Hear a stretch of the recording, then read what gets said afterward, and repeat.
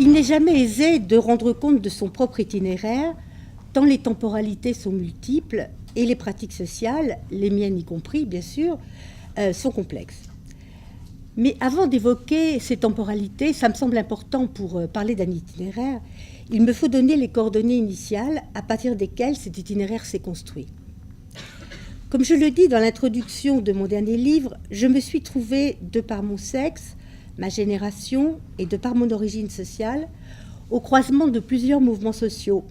Il s'agit du mouvement ouvrier, du mouvement de libération de l'Algérie, des événements de mai 68 et du mouvement de libération des femmes. J'étais active dans ces 4 mouvements qui ont orienté mon itinéraire personnel, politique et théorique. J'avais 19 ans lors de la nuit des ratonnades à Paris le 17 octobre 1961. Je vous assure que ça ne s'oublie pas. 20 ans lors des accords d'Évian qui ont mis fin à la guerre d'Algérie. 25 ans en mai 68, 28 ans en 1970, lors de l'émergence en France du féminisme de la deuxième vague. La révolte contre les rapports de classe et de sexe, contre le racisme, a donc structuré ma vie et orienté mes recherches. Et sans doute aussi faudrait-il ajouter que j'ai fait l'école normale ancienne mode bien sûr, seule manière pour moi de faire des études, ce qui m'a forgé une solide conscience laïque et républicaine et qui m'a donné, tout au moins je l'espère, le sens du service public. Et c'est sur une question, une énigme, que se sont cristallisées mes interrogations.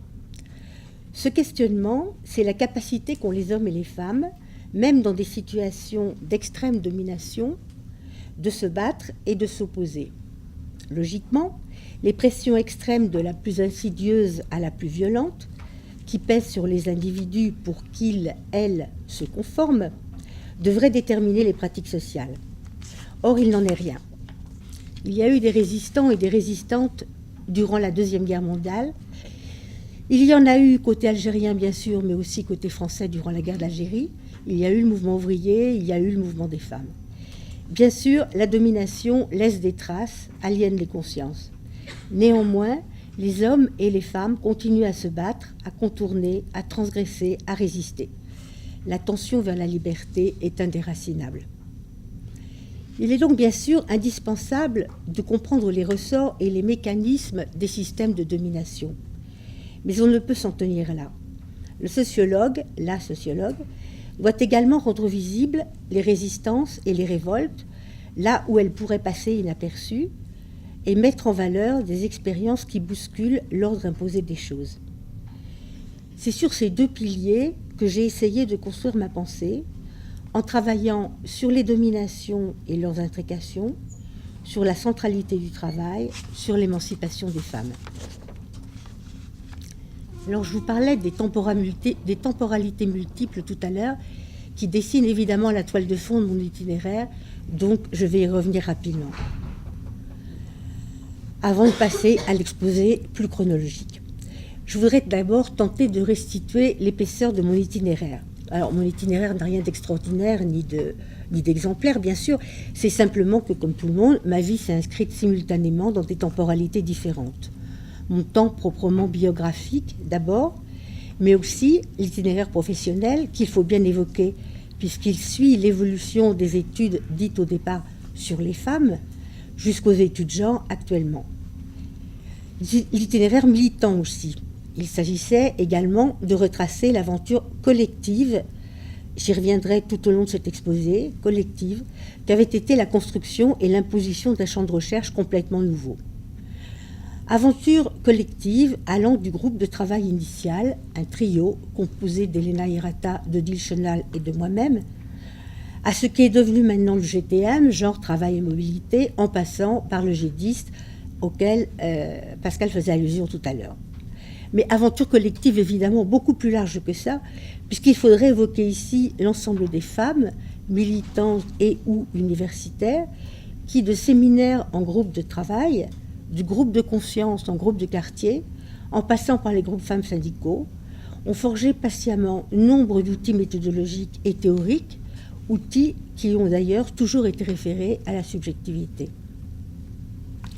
Il s'agit aussi d'une temporalité des luttes.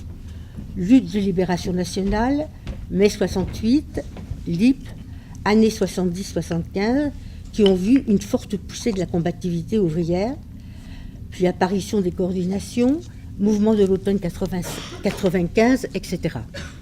Merci. Il s'agit enfin d'une temporalité sociale, politique et économique. La période 1970-2010 renvoie à des changements gigantesques. Le mariage et la famille, la salarisation des femmes, la sexualité, la contraception, mais aussi l'évolution des forces productives. Pensez au bouleversement du poids relatif des secteurs primaires, secondaires et tertiaires en 40 ans. L'évolution du travail dans ses dimensions techniques, organisationnelles, hiérarchiques, et évolution du rapport au travail aussi, la révolution informatique. Évolution politique enfin, fin de la guerre d'Algérie, chute du mur de Berlin, baisse de régime des syndicats ouvriers et du Parti communiste, émergence de nouvelles puissances industrielles, Chine, Brésil, Inde, mais aussi et surtout, bien sûr, la mondialisation et le néolibéralisme et ses ravages, tant sur les services publics que dans les consciences.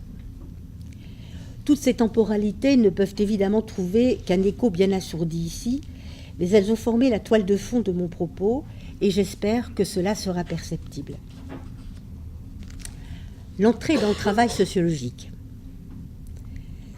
J'ai d'abord été institutrice, puis j'ai exercé de nombreux petits boulots en continuant mes études, et finalement, je devins l'assistante de Renaud Saint-Saulieu au sein du Centre de sociologie des organisations, créé et dirigé par Michel Crozier. Quand enfin je pus mener mon premier travail autonome, ce fut pour répondre à un appel d'offres sur les événements de mai 68. Comment les interpréter, comment les comprendre, quelles conclusions en tirer. Et bien sûr, ce n'était pas dit, mais comment éviter que ça recommence. Mon projet portait sur les pratiques revendicatives ouvrières, persuadée que j'étais que pour comprendre les modalités de l'entrée en lutte de telle ou telle entreprise, de telle ou telle catégorie d'ouvriers, encore fallait-il ne pas jouer les Parisiens, comme disaient les ouvriers, c'est-à-dire arriver le matin dans une entreprise à plusieurs, faire le plus d'entretiens possible et regagner ses pénates à toute vitesse le soir. Il me semblait qu'il fallait adopter une perspective diachronique et dynamique et donc rester le plus longtemps possible sur le terrain choisi, s'y incruster même de telle manière qu'on devienne relativement invisible aux yeux des travailleurs et que l'on puisse observer attentivement les postes de travail, le procès de travail, le climat hiérarchique, etc. Et bien sûr de doubler les observations par de longs entretiens non directifs. Inutile de préciser qu'il s'agit là d'un idéal vers lequel j'ai tendu tout au long, mais qu'il m'est arrivé plusieurs fois d'être congédiée avec armes et bagages par la direction, celle-ci trouvant que j'étais décidément trop curieuse. La première entreprise étudiée, je l'ai appelée Bulle d'Or. C'était une usine d'embouteillage d'eau minérale. J'y rencontrais un travail déqualifié, pénible, bruyant, très bruyant.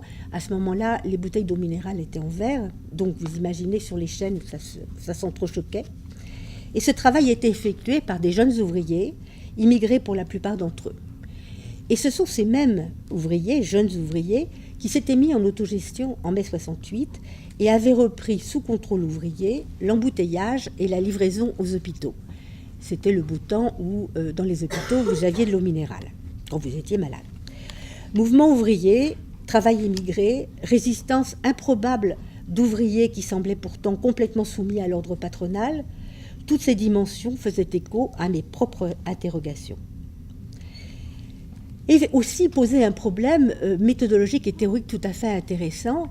Dans cette période, c'était les théories de Serge Mallet et de Pierre Belleville qui tenaient le haut du pavé. Ces théories disaient que c'était les ouvriers qualifiés, les ouvriers professionnels, de qui viendrait le renouveau revendicatif, et en particulier que c'est d'eux qu'on pouvait espérer des expériences autogestionnaires.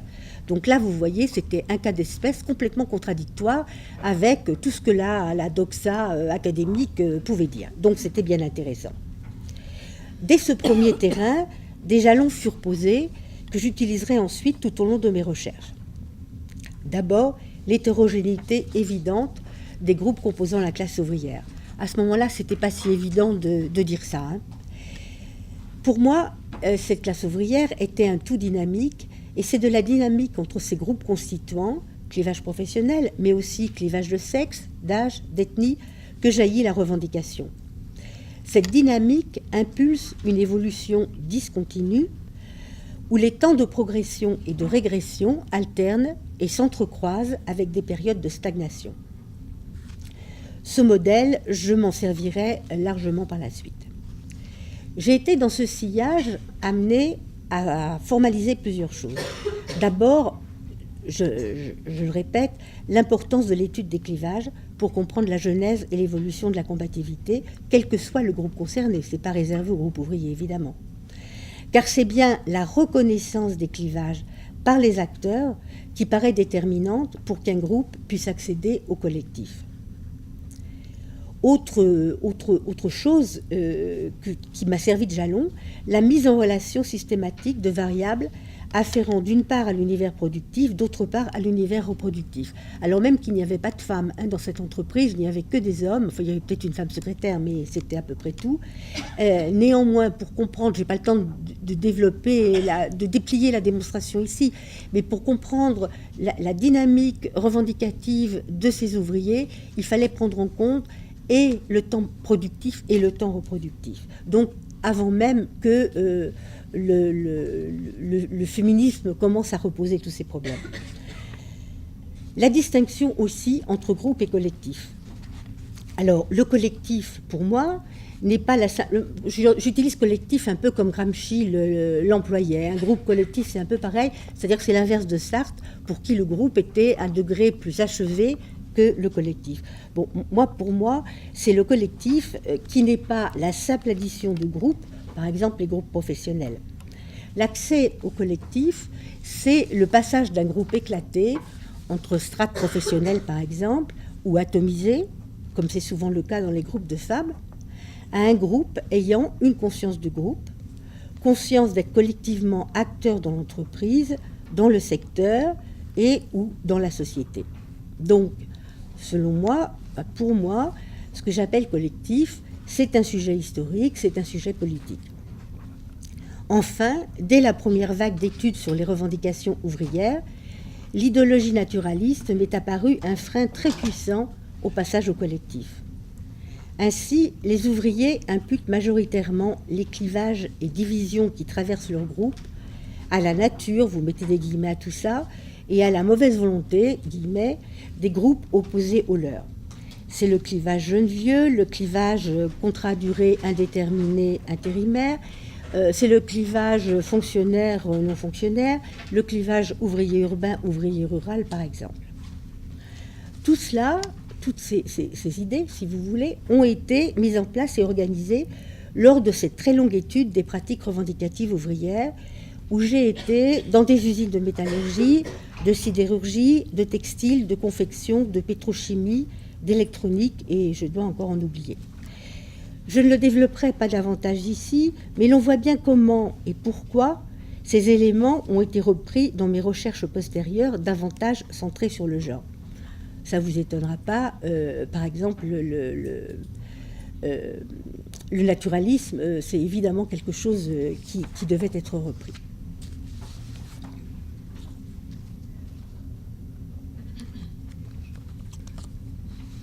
Alors, cela dit, dans ces usines, il y avait aussi des ouvrières, enfin, en tout cas dans certaines d'entre elles.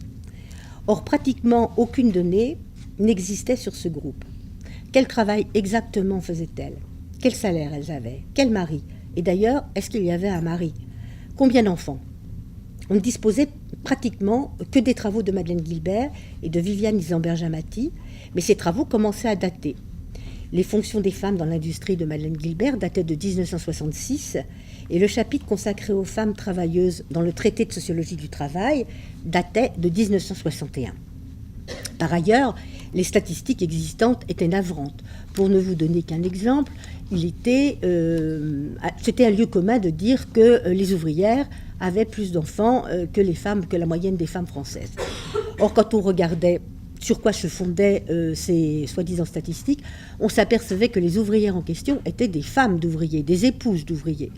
Et quand on isolait réellement les ouvrières, celles qui faisaient vraiment un travail productif, on s'apercevait qu'elles avaient plutôt moins d'enfants que la moyenne française des femmes. Tout était comme ça, tout était biaisé ou inexistant. Alors, bien sûr, dans la première moitié de la décennie 1970, des femmes non qualifiées, ouvrières spécialisées, vendeuses, immigrées, entrèrent en lutte massivement sur les salaires et les conditions de travail. Mais pour autant, on ne donnait pas aux ouvrières le statut d'actrice à part entière sur la scène revendicative. D'ailleurs, en général, on les baptisait les ouvriers tout tranquillement, et on ne les étudiait pas comme tels. Tout était donc à faire, et on n'était pas de trop de tout un collectif de femmes pour s'y attaquer. Alors, pour étudier les pratiques revendicatives féminines, mon premier mouvement fut bien sûr de les aborder à travers la même grille d'analyse que celle mise en place pour les ouvriers, pour les hommes. Mais j'y renonçais bien vite, tant les pratiques sociales dans le travail, le hors-travail et les revendications étaient à l'évidence bien différentes. De même, les clivages n'étaient pas les mêmes dans les groupes féminins et dans les groupes masculins. Or, on a vu tout à l'heure que les clivages ont pour moi en tout cas une importance extrême.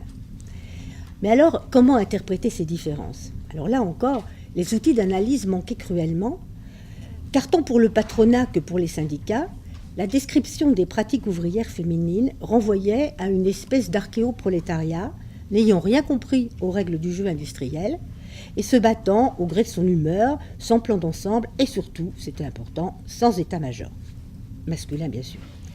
Et à la différence des jeunes et des ouvriers d'origine rurale dont on prédisait l'apprentissage des valeurs industrielles, il n'y avait aucun discours semblable pour les ouvrières. Femmes elles étaient et femmes elles resteraient. J'ai donc dû repasser par une analyse matérialiste, minutieuse de la condition ouvrière, mais cette fois genrée. Par ailleurs, je soutenais que la classe était genrée et que le genre était classé, et je tentais de raisonner dès cette période en termes de coextensivité de ces rapports sociaux.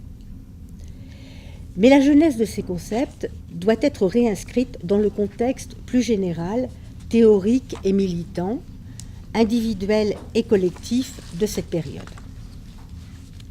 Alors donc, un parcours individuel et collectif. Parallèlement à ce travail, je militais. Après le FUA, Front universitaire antifasciste, et le soutien aux luttes de libération nationale, ce fut le syndicalisme étudiant, l'AFGEL, le PSU, puis le militantisme syndical et féministe. À la même époque, se mettaient en place nombre de collectifs de recherche, dont Questions féministes, puis Nouvelles questions féministes, le séminaire Limites frontières, des revues aussi, toute une série de choses importantes. Et se mit aussi en place l'APRE, l'atelier production-reproduction, et l'URES, unité de recherche et d'études sociologiques, DSST, excusez-moi pour les sigles, division sociale et sexuelle du travail. C'est cette dernière que j'avais créée au sein du Centre d'études sociologiques que je dirigeais, qui fut institutionnalisée en 1983 comme laboratoire de recherche du CNRS sous le nom de GEDIST, groupe d'études de la division sociale et sexuelle du travail. Nous voulions en effet que notre problématique soit reconnue socialement et intellectuellement au niveau académique, l'enjeu étant, et c'était compliqué, que l'institution convienne de la pertinence du raisonnement en termes de division sexuelle du travail et des questions pluridisciplinaires que nous posions sur le travail et sur sa définition. Il s'agissait de mettre au centre de la recherche la dimension sexuée des sociétés et le travail, mais aussi de proclamer haut et fort que cette démarche était théoriquement légitime. Pour mon compte, je tenais, mais les copines aussi, je tenais beaucoup à la reconnaissance institutionnelle, car c'était la seule façon de créer et de pérenniser un lieu autonome, d'avoir un peu de sous en particulier. Nous passions donc, nous, des femmes, nous n'étions que des femmes dans ce labo, nous passions, nous, des femmes, du statut d'objet à celui de sujet de l'action scientifique. Je restais tout ce temps fidèle à mes premières amours, comprendre les pratiques revendicatives. Mais il fallait bien sûr assurer des médiations, construire des concepts et des problématiques, si l'on voulait faire le lien entre les pratiques individuelles et collectives observées et la présence ou l'absence de mobilisation. Et il fallait genrer ces médiations. Ce fut une fantastique période de gestation collective où nous élaborâmes de multiples concepts, dont ceux de division sexuelle du travail et de rapports sociaux de sexe. Le projet collectif qui a sous-tendu en France les premières thématisations de la division sexuelle du travail avait une ambition plus large que de dénoncer des inégalités. Sous l'impulsion du mouvement féministe, il s'agissait ni plus ni moins de repenser le travail. Le mouvement des femmes a démarré par la prise de conscience d'une oppression, c'était le terme utilisé, d'une oppression spécifique. Il devint alors collectivement évident qu'une énorme masse de travail, le travail domestique, est effectué gratuitement par les femmes, que ce travail est invisible, qu'il est réalisé non pas pour soi, mais pour d'autres, et toujours au nom de la nature, de l'amour et du devoir maternel. La dénonciation et la lutte se déployèrent sur deux plans principaux, ras-le-bol d'effectuer ce qu'il convenait bien d'appeler un travail, et aussi ras-le-bol que tout se passe comme si son assignation aux femmes et aux seules femmes aille de soi et que ce travail ne soit ni vu ni reconnu. Le point d'ancrage de cette ambition était donc l'affirmation que le travail domestique est un travail. Nous n'imaginions pas alors où cela nous conduirait. Car il ne pouvait s'agir uniquement d'une addition, travail professionnel plus travail domestique. Plus exactement, en opérant cette addition, nous nous sommes vite rendus compte que le costume travail taillé sur mesure par et pour les doxas économicistes craquait aux entournures.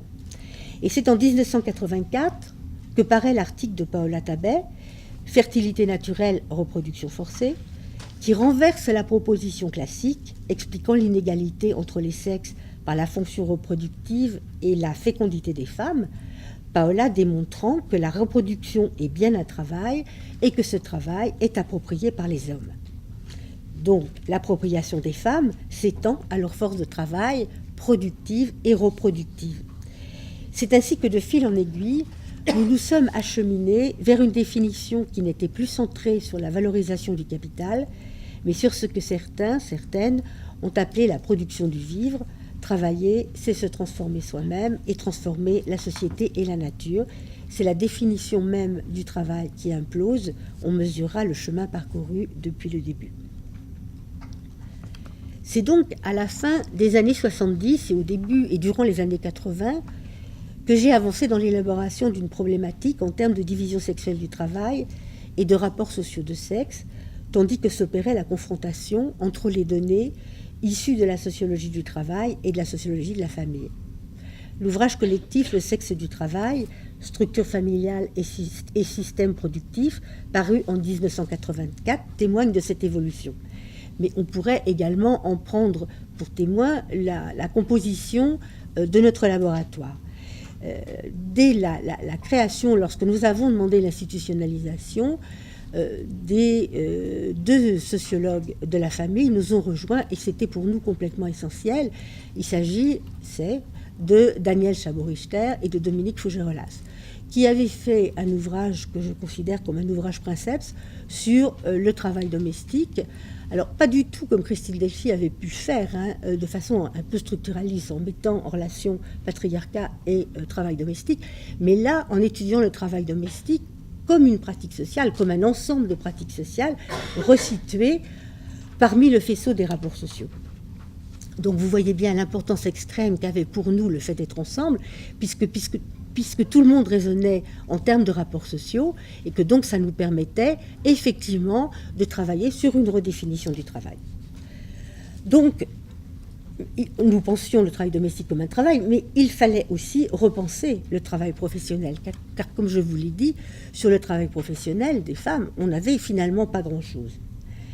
Certes, peu nombreuses étaient celles qui affirmaient encore à ce moment-là, avec Engels, que le travail salarié entraînerait nécessairement l'émancipation des femmes.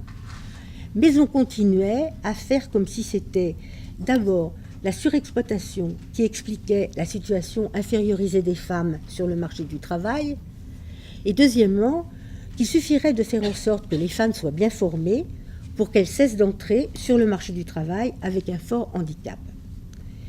Cette double position était celle, par exemple, du ministère Roudy des droits de la femme. Ce ministère a été de 1981 à 1986, ministère qui tenta de réduire les inégalités entre hommes et femmes dans l'entreprise et entre filles et garçons à l'école.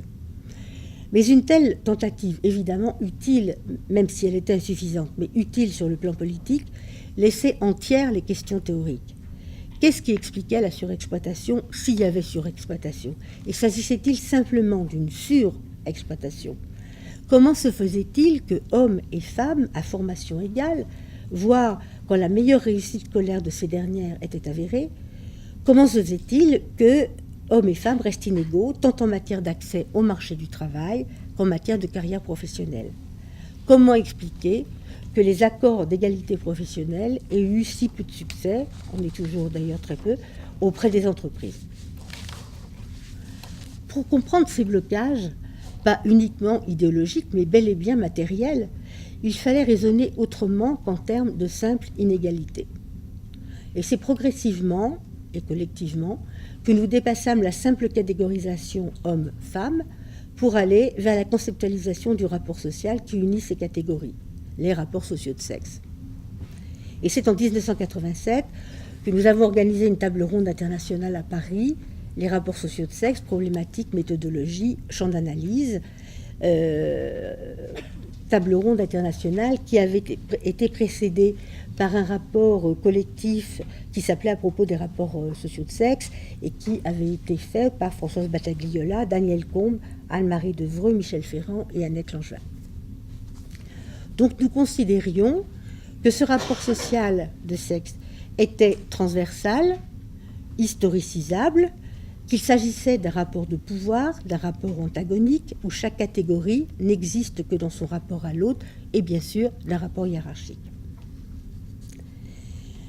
Alors pour en revenir à mes propres travaux, même si mes propres travaux ne sont pas isolables du travail collectif, bien évidemment, c'est dans le champ du travail salarié que je m'efforçais pour ma part de démontrer, pas seulement de montrer, de démontrer l'existence de ce rapport social.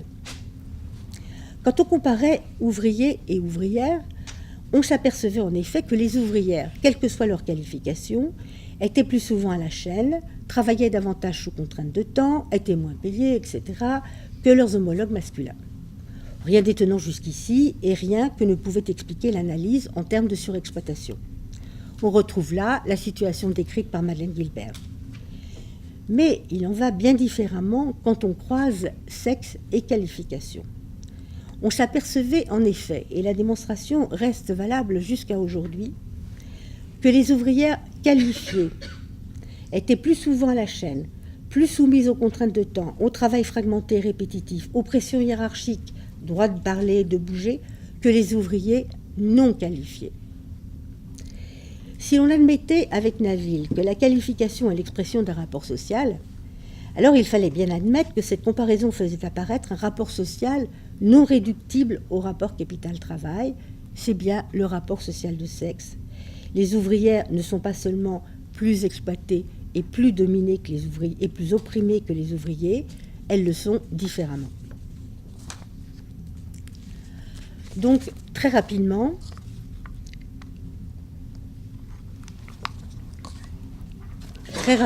je peux dessiner 4 étapes dans le raisonnement qui s'en est ensuivi. Premièrement, donc, la redéfinition du travail. Deuxièmement, la mise en place d'une problématique autour de la division sexuelle du travail. Troisièmement, les rapports sociaux de sexe, troisième temps, qui permettaient de dépasser les notions d'inégalité et de discrimination. Et enfin, ce que j'ai appelé la consubstantialité des rapports sociaux. Alors, d'abord, la redéfinition du travail. Bon, je ne vais pas m'étendre, je vous en ai déjà parlé, mais il y avait donc la volonté, le refus de limiter le travail reconnu socialement au seul travail salarié professionnel et la volonté de réintégrer le travail domestique comme un travail au sens plein du terme, même si bien sûr, travail salarié et travail domestique ne s'inscrivent pas dans les mêmes faisceaux de rapports sociaux. Le bouleversement du concept de travail qu'opère la prise en compte simultanée du travail salarié et du travail domestique, le fait de s'obliger à penser cela comme un tout, a eu évidemment de multiples conséquences théoriques.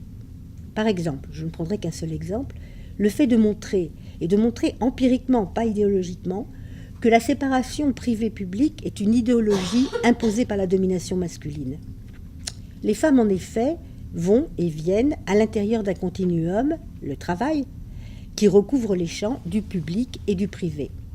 Leurs pratiques sociales en témoignent, alors que les hommes, effectivement, peuvent séparer les espaces matériels et idéels du privé et du public, du travail et de la famille. Deuxièmement, la division sexuelle du travail. Alors très rapidement, la division sexuelle du travail, c'est la forme de division du travail social qui découle des rapports sociaux de sexe.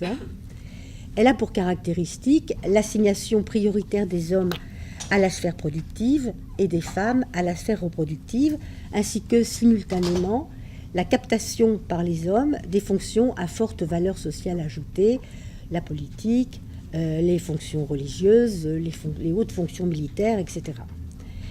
Cette forme de division sociale du travail est particulièrement intéressante en ce qu'elle a tout à la fois des principes organisateurs stables et des modalités, par exemple conception du travail reproductif, place des femmes dans le travail marchand, plein de modalités, d'une extrême labilité qui varie fortement dans le temps et dans l'espace.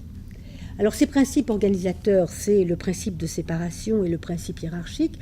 Le principe de séparation, c'est les travaux de femmes sont toujours séparés, sont complètement séparés des travaux d'hommes, d'une part, et d'autre part le principe hiérarchique, les travaux de femmes sont toujours moins payés, le travail des femmes est toujours moins payé que le travail des hommes. Alors, problématiser en termes de division sexuelle du travail ne renvoie donc pas à une pensée déterministe. Au contraire, il s'agit de penser la dialectique entre invariant et variation, car si cette démarche suppose de débusquer les phénomènes de reproduction sociale, elle implique simultanément d'étudier les déplacements et les ruptures de celles-ci, ainsi que l'émergence de nouvelles configurations pouvant remettre en cause l'existence même de cette division sociale du travail. En même temps, alors les rapports sociaux de sexe maintenant, dans un premier temps, je raisonnais sur le rapport social en général, m'étant aperçu avec un peu de stupeur tout de même qu'en sociologie, alors que le terme de rapport social est un terme, je dirais, un terme bateau, il est utilisé absolument partout et par tout le monde. En fait, il y avait très peu de travaux dessus, mais vraiment très très peu, et il n'y avait pas de définition. Donc on parlait du rapport social de sexe sans en fait définir très précisément ce qu'était un rapport social. Alors moi, ça me gênait logiquement, donc j'ai essayé de raisonner sur le rapport social, de le définir, rapport social en général, que je définissais comme une tension qui traverse le champ social et produit des enjeux matériels et idéels autour desquels se constituent des groupes aux intérêts antagoniques. J'en arrivais dans un second temps à la conclusion que c'est la division sexuelle du travail qui a le statut d'enjeu des rapports sociaux de sexe. Les hommes dominent en imposant une division du travail où les femmes sont perdantes.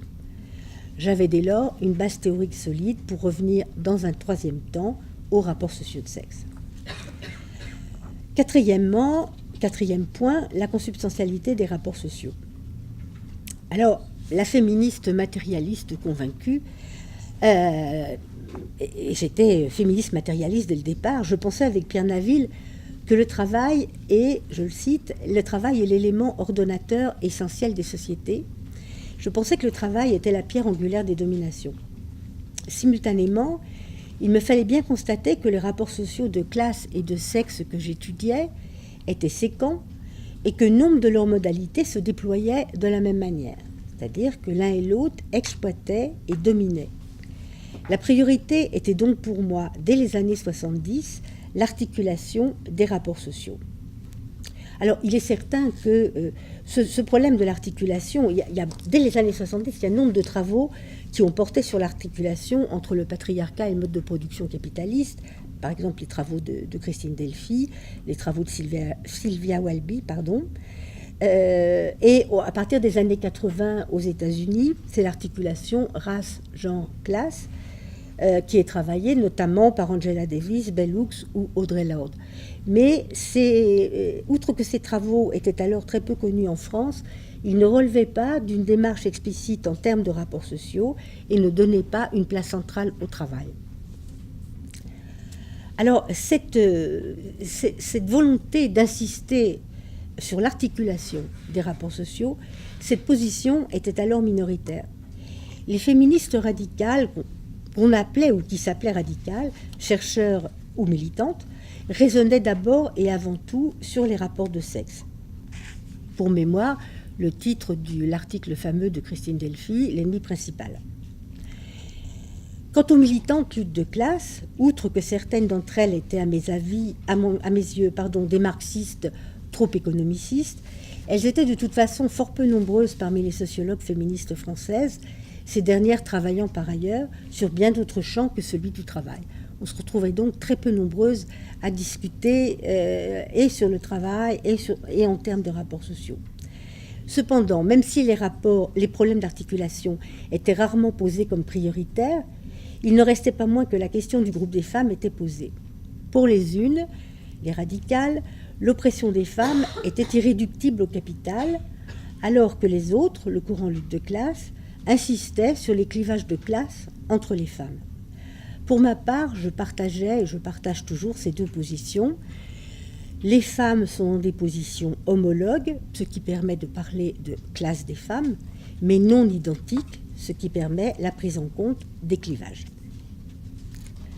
Pour récapituler, je me suis donc efforcée de rappeler constamment et de démontrer la centralité du travail pour penser les rapports sociaux de classe, de sexe et plus tard de race. De démontrer que ces rapports sociaux exploitent, oppriment et dominent.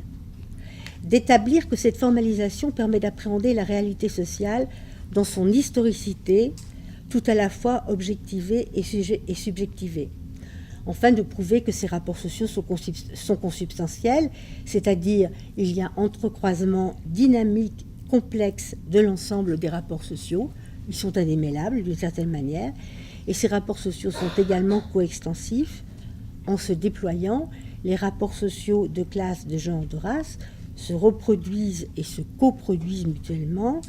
Le genre construit la classe et la race construit la classe et le genre, la classe construit le genre et la race. Je ne travaillais au départ que sur deux d'entre eux, le rapport de classe et le rapport de sexe. J'avais intégré un rapport nord-sud dans mes premiers travaux, mais ce n'est que beaucoup plus tard, en accord avec l'évolution des problématiques féministes, que j'intégrais le rapport de race. Dans un premier temps, j'identifiais rapport de classe et exploitation, d'un côté, rapport de sexe et oppression, domination, de l'autre. Je n'étais pas la seule à fonctionner comme ça. Ce n'est que peu à peu que je cassais cette binarité en prenant conscience que si le rapport de classe, à l'évidence, ne faisait pas qu'exploiter, mais qu'il dominait et opprimait, le rapport de sexe, lui, exploitait bel et bien, en plus de dominer et d'opprimer. En d'autres termes, les hommes ont le monopole ou le quasi-monopole des moyens de production, exploitent les femmes par le travail domestique et détiennent les pouvoirs régaliens. Enfin, ils exercent une violence physique contre les femmes. Reste à dire un mot sur le choix de ces trois rapports, de genre, de classe, de race, parmi la multitude de ceux qui existent. Alors d'abord, il faut préciser que je ne raisonne que dans le cadre des sociétés salariales et pour la majorité de mes travaux sur la France, qui évidemment est important.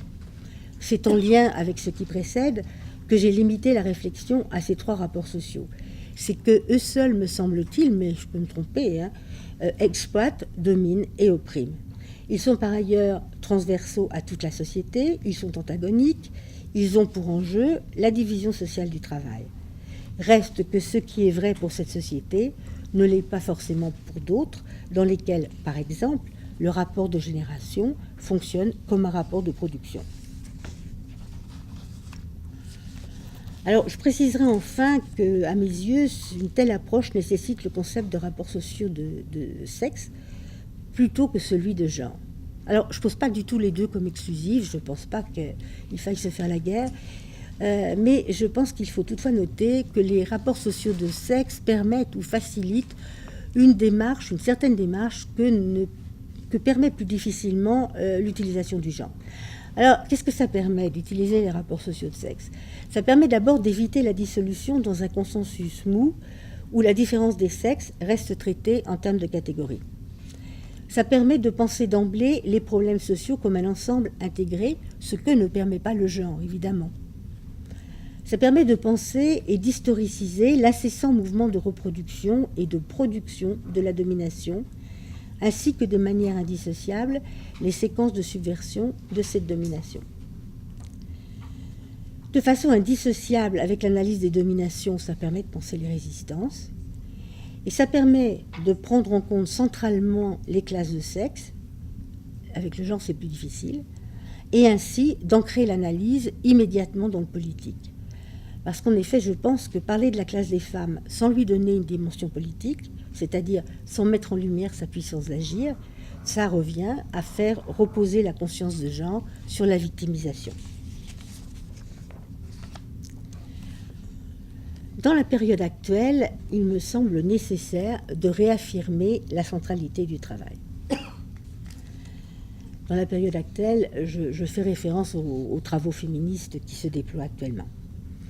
Alors, l'hétérogénéité du groupe des femmes n'est donc pas un problème nouveau, on l'a vu. Mais le paysage social, politique, théorique a bien changé depuis les années 70. Pour les féministes, la question des rapports de classe a encore perdu de sa centralité, cette centralité, étant occupée peu à peu par les questions sur la race, l'ethnicité, la sexualité. C'est sous l'impact de ces nouvelles questions que le débat sur l'hétérogénéité du groupe des femmes se réactualise. Cette réactualisation est d'ailleurs d'abord matérielle, et tout ce qu'il y a de plus matériel. C'est la mise en concurrence généralisée des hommes et des femmes, entre eux et à l'intérieur de chacun des groupes. C'est l'exacerbation des contradictions de classe, de race, de sexe, genre, nord-sud. C'est la segmentation des main-d'œuvre nationales et internationales. C'est l'apparition de nouvelles formes de servitude liées en particulier au travail de care. Bref, on peut constater effectivement des visu cette hétérogénéité croissante. Des débats accompagnent ces mouvements. Le paysage théorique a changé entre mes premiers écrits et la période actuelle, où les théorisations féministes nord-américaines ont une influence accrue. Le black féminisme, les subaltern studies, le féminisme post-colonial, le multiculturalisme, la théorie queer, tous ces mouvements mettent l'accent sur l'hétérogénéité du groupe des femmes au point qu'une question se pose. Le concept de genre, pourtant si fédérateur, et a fortiori celui de classe des femmes qui l'est beaucoup moins, ces concepts sont-ils encore opératoires ? Peut-on construire la classe des femmes à partir des revendications hétérogènes des différents groupes de femmes ? Et cette question est évidemment renforcée par les résistances actuelles auxquelles la mise en place de solidarités concrètes est confrontée. Pensez à l'état du mouvement des femmes français depuis quelques années. Il reste en tout cas que la difficulté à faire entendre la nécessité de penser ensemble les dominations est maintenant dans l'ensemble résorbée, du moins au niveau des principes. On peut faire l'hypothèse que le succès qu'a actuellement le concept d'intersectionnalité tient à cette double situation, matérielle d'abord et théorique ensuite, de fragmentation extrême. Reste qu'à mes yeux, ce concept se doit d'être discuté tant sur le fond que sur l'utilisation qui en est faite. Je ne parlerai ici que de son utilisation rapidement. Le premier problème qui se pose, me semble-t-il, est celui de l'émiettement. Déconstruire le discours occidental, son universalisme impérialiste et tenter de le remplacer par une multiplicité de points d'entrée, non seulement rage en classe, mais aussi caste, religion, région, ethnicité, nation, etc., ça induit le risque d'une fragmentation à l'infini des pratiques sociales. Et on peut craindre que cette fragmentation dissolve la violence des rapports sociaux et du même coup leur laisse toute la place pour se reproduire. Par ailleurs, une question se pose. Tous ces points d'entrée renvoient-ils à des rapports sociaux ? Ou plus exactement, peut-on les mettre tous sur le même plan ? Ont-ils tous les mêmes caractéristiques ? Je pense par exemple à la transversalité. C'est une propriété indéniable des rapports sociaux de classe, de genre et de race. Mais pour les autres, la diversité n'est pas un horizon de lutte, les notions de différence, de fragmentation, d'identité dissolvent le rapport social. Comment dès lors partir de l'expérience des individus sans s'y laisser enfermer? Comment cumuler les résultats? Comment faire en sorte que la multiplicité des catégories ne masque pas le rapport social? De plus, si la trilogie race, genre, classe est désormais une affirmation obligée au début de toute réflexion féministe, il n'en reste pas moins que cette affirmation reste incantatoire dans la plupart des cas, pour plusieurs raisons. D'abord parce qu'on continue de raisonner sur des catégories et non sur des rapports sociaux. Certains travaux se réclamant de l'intersectionnalité ou du post-colonialisme offrent souvent une image kaléidoscopique du monde. Une image colorée, certes, mais fragmentée. Une multiplicité d'images, mais en nombre fini, qui s'agencent en tel ou tel motif, en privilégiant telle ou telle catégorie, la nation, la classe, la religion, le sexe, la race, etc. Ces catégories ne font que coexister ici et maintenant, sans que leur agencement soit pensé et historicisé. Ensuite, parce que la dématérialisation des analyses présente un risque réel. Enfin, la dématérialisation de nombre de ces analyses représente un risque réel. Là, je pense en particulier à la démonstration qu'a fait Elsa Gallerand sur le risque politique qu'induit la dématérialisation dans l'analyse de la division sexuelle du travail et des rapports sociaux en général. Elle a fait ça à partir de l'analyse de la marche mondiale des femmes et c'est tout à fait intéressant. Donc, la dématérialisation des analyses représente un risque réel. Certaines analyses multiculturelles évacuent les dimensions matérielles de la domination. On a parfois le sentiment, en lisant certains de ces travaux, que l'on analyse des discours aux dépens de l'analyse minutieuse des mécanismes concrets d'exploitation, d'oppression et de domination. Pour ma part, je prône le retour au matérialisme, un matérialisme bien sûr non limité à l'analyse des classes sociales, mais un matérialisme qui s'applique à l'étude de tous les rapports sociaux. Enfin, dernier problème, on donne, et légitimement évidemment, une place très importante à la race, guillemets à race. Mais celle-ci, en entrant par la grande porte, ce qui est positif, a fait sortir la classe par la fenêtre, ce qui l'est nettement moins. Ce qui est appelé classe ne recouvre le plus souvent que des catégories davantage issues de l'expérience sensible, les pauvres par exemple, ou des outils statistiques, les CSP, que construites par une réflexion structurée autour des rapports sociaux. Le marché devient le médiateur pour penser l'exploitation et le travail disparaît. Et sous prétexte que le travail a été, ou a soi-disant été, abondamment étudié dans les premiers travaux féministes français, on pourrait en faire, semble-t-on considérer aujourd'hui, l'économie. Comme si le dit travail n'avait pas subi des mutations et des métamorphoses. L'actualité en témoigne. Nous voyons actuellement le travail revenir en force dans les débats médiatiques, politiques, sociologiques, encore que ce soit sous une forme tout à fait particulière, puisque ce retour des discours sur le travail est médiatisé par la souffrance au travail, les suicides au travail, les risques psychosociaux, par toute une série de choses, plus que par le travail à proprement parler. Reste que le travail a subi bien des transformations depuis les années 70-80. Les théorisations sociologiques l'attestent, travail taylorien, travail fordiste, modèle toyotiste, etc., mais aussi mort du travail, nouveaux modes de gestion, individualisation des relations de travail, flexibilité, précarisation, évaluation et compétences. Mais là encore, si les débats ont fait rage, peu d'auteurs en France ont interrogé et analysé l'impact de cette évolution sur les régimes de genre, ou même, plus modestement, sur les aspects genrés de ces formes de travail. Alors, je voudrais évoquer maintenant rapidement les recherches empiriques qui ont étayé cette construction théorique, parce que j'ai bien le sentiment d'avoir été un peu abstraite. Alors, je ne reviendrai pas sur les travaux portant sur les ouvriers et ouvrières, là je crois que je les ai présentés, ni n'aborderai les deux enquêtes faites sur le travail à temps partiel en 1984 et en 2000. Je n'évoquerai ici que les études portant sur l'autre versant de la réflexion. J'ai parlé jusqu'ici essentiellement de la domination. J'aborderai maintenant les luttes la remise en cause des modalités actuelles de la division sexuelle du travail, le desserrement des rapports sociaux de sexe, le passage du groupe au collectif et les difficultés de ce passage. Pour cela, j'évoquerai l'étude faite autour des années 90 sur la coordination infirmière. Il s'agissait là de l'étude d'un mouvement social, ce qui supposait évidemment un dispositif différent que pour l'étude d'une entreprise ou d'une grève ponctuelle. J'avais ainsi étudié plusieurs grèves dans des usines où les chaînes de montage employaient très majoritairement des femmes, usines d'électronique, confection, j'avais été à l'IP aussi.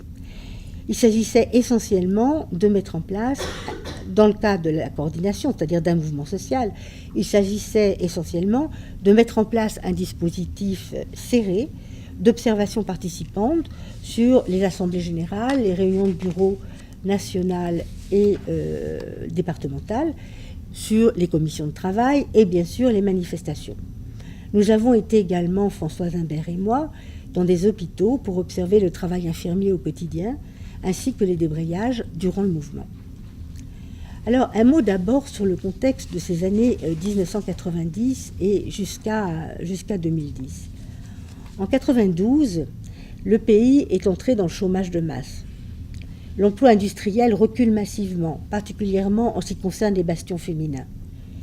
Les délocalisations se multiplient. Le travail à temps partiel explose. De nouveaux modèles industriels se mettent en place sous l'impulsion de l'automatisation croissante. Simultanément, le nombre de femmes actives continue à augmenter régulièrement, tandis que les luttes importantes de la période sont le fait de femmes du tertiaire, infirmières, employées des finances, assistantes sociales. C'est donc l'emploi et le travail qui bougent simultanément.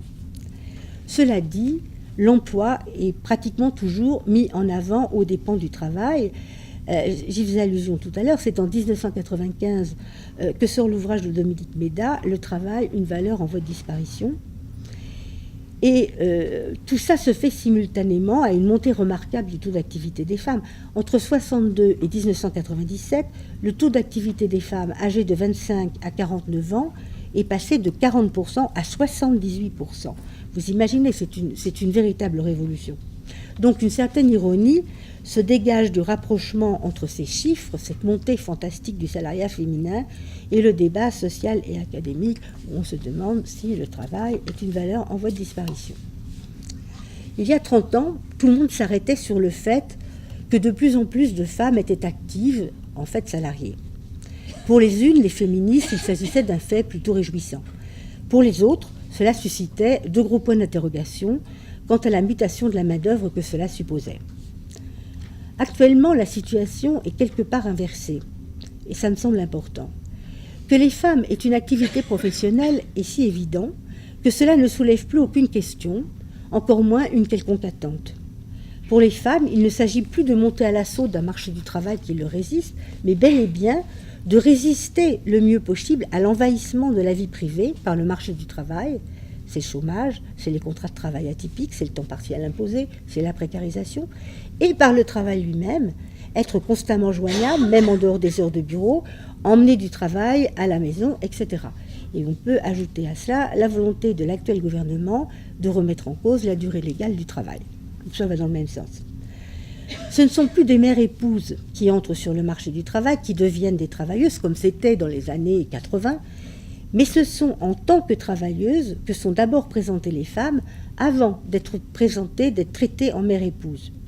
Plus exactement, le stéréotype de la femme travailleuse dans les médias est maintenant celui de la jeune cadre triomphante, libre de toute contrainte familiale, ou en tout cas qui externalise le travail domestique et qui est bien sûr émancipée sexuellement, ou en tout cas émancipée selon les critères actuels. Pour se libérer, rien de tel que de pimenter ses relations par un peu de pornographie. Alors, c'est une drôle d'émancipation qui conduit à une jouissance individuelle tout à fait relative, à entendre les témoignages de femmes, mais à un accroissement des profits de l'industrie pornographique tout à fait substantiel. C'est que la thématique de l'émancipation a été capturée, détournée par le libéralisme triomphant. Certes, cette image de la femme au travail et de la femme tout court n'est pas exactement celui de la majorité des Françaises, c'est le moins qu'on puisse dire, ni même des femmes cadres. car pour beaucoup d'entre elles, c'est bien la précarisation tout azimut, la déqualification des emplois proposés, l'instabilité de l'emploi et le travail domestique auquel la majorité d'entre elles sont confrontées. Et dans cette image de la jeune cadre épanouie, on voit bien comment le travail salarié est délié du travail domestique et reproductif. Il s'agit d'une fracture de plus en plus grande entre les univers professionnels et privés. Ça a une correspondance d'ailleurs sur le plan de la recherche, il y a pratiquement plus de travaux sur le travail domestique. Alors je reprendrai un petit passage de l'introduction. Dans Nouvelles questions féministes, il y a eu un numéro sur l'émancipation du travail. Ce numéro s'appelait l'émancipation du travail entre exploitation et émancipation. Et là, je reprends une petite phrase de l'introduction. Il reste beaucoup à faire pour cerner les conditions objectives et subjectives dans lesquelles l'expérience individuelle de chaque femme peut être construite comme injustice typique du groupe femme et se traduire alors en action collective.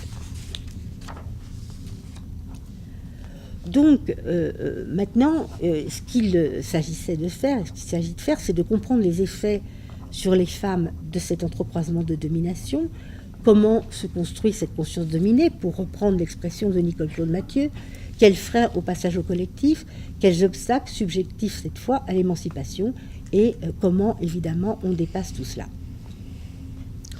Alors, la première partie, là, c'est-à-dire les obstacles au passage au collectif, les difficultés, ça a été le but en particulier d'un texte qui s'appelle « Le syllogisme de la constitution du sujet sexué féminin » qui déplie les mécanismes de la domination et leurs effets de brouillage sur la réalité de l'oppression de classe et de genre. Alors, j'ai écrit ce texte en 87, il y a longtemps, mais je l'ai écrit dans une espèce d'urgence. Je voulais comprendre les ressorts de cette violence qui faisait s'auto-dévaloriser les femmes. Je voulais comprendre la destruction et la souffrance que cela opérait, tout cela tant individuellement, au niveau du je, que collectivement, les femmes. Compte tenu de ces blocages incroyablement forts, car enracinés au plus profond de la subjectivité, je voulais comprendre ce qui faisait que malgré tout, la révolte advenait parfois et que des linéaments d'émancipation se mettaient en place. Je voulais comprendre les conditions de dépassement de la situation de blocage, de verrouillage. Je voulais comprendre comment des femmes entraient en lutte, comment elles acquéraient une conscience de genre intimement liée à une conscience de classe. Cette souffrance que j'ai rencontrée, si présente chez pratiquement toutes les femmes, les ouvrières en étant l'exemple paradigmatique, mais ça se retrouve dans les autres groupes, Cette violence exercée contre soi et contre les autres femmes, j'avais le besoin de les dire. Pas par un souci, enfin pas d'abord par un souci de fidélité au discours de ces femmes, mais aussi pour sortir du non-dit sur ces problèmes qui bloquent, et pas seulement chez les ouvrières, l'accès au collectif. Pour tenter également, grâce aux outils sociologiques, de comprendre la logique et les fonctions de ce blocage, parce que je pense que nommer, c'est déjà engager la lutte. Et c'est avec l'étude de la coordination infirmière que j'ai été amenée à travailler plus précisément sur ces problèmes. D'abord en avançant le concept de mouvement social sexué. Alors, ce concept veut s'inscrire en faux contre la croyance qu'il suffirait de dire c'est un mouvement de femmes ou c'est un mouvement d'hommes.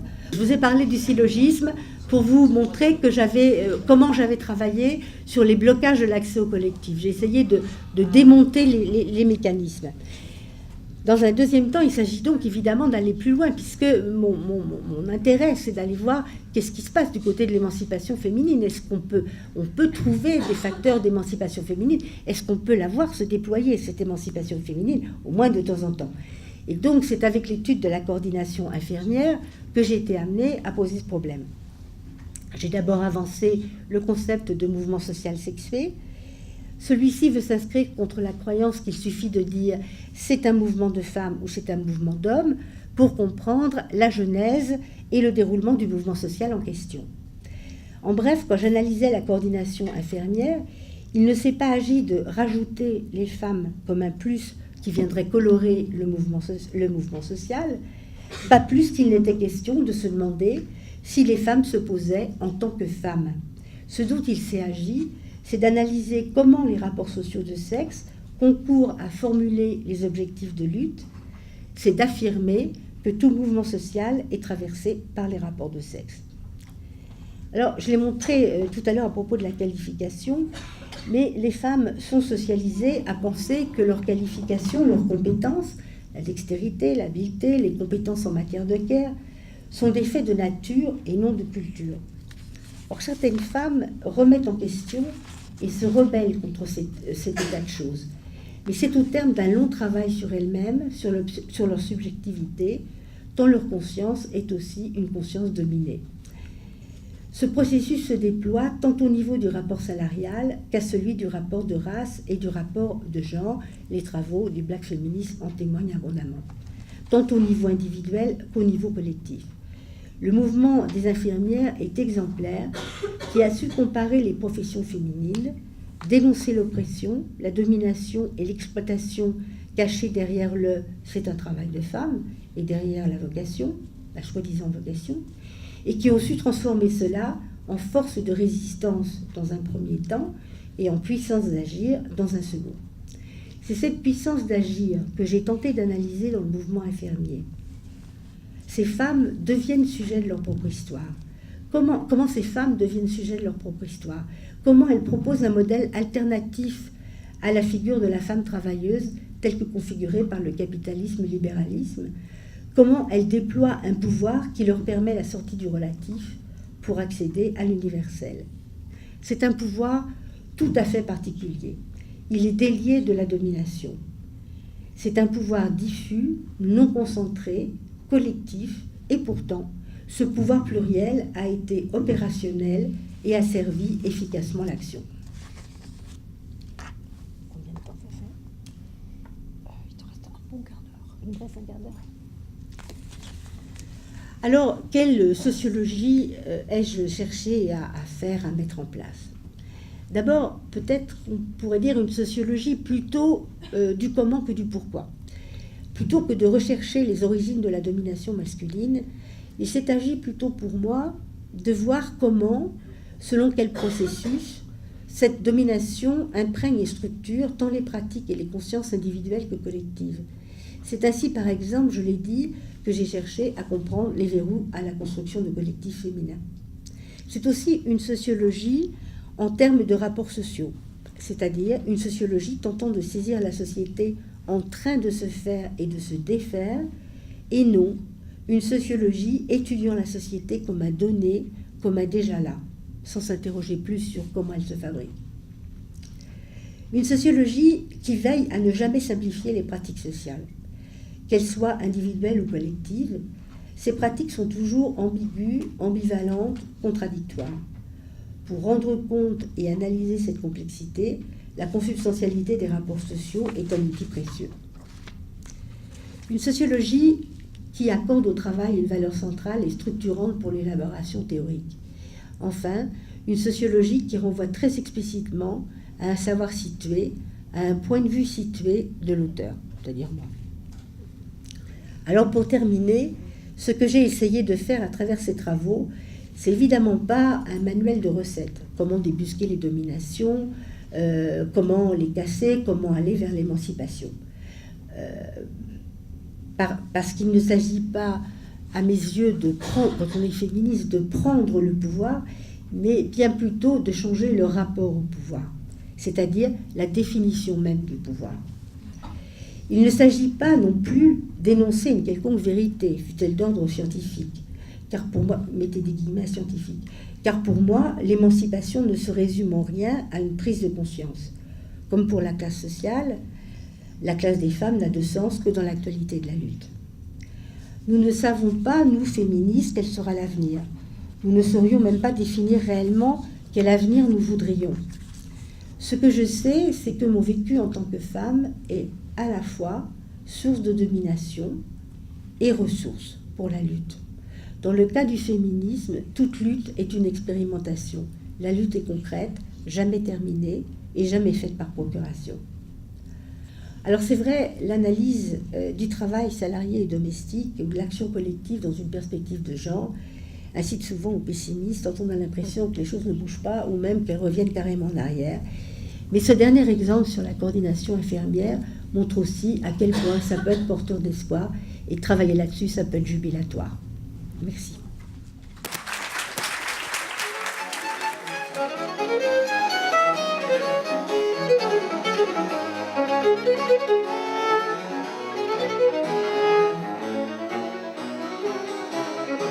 Thank you.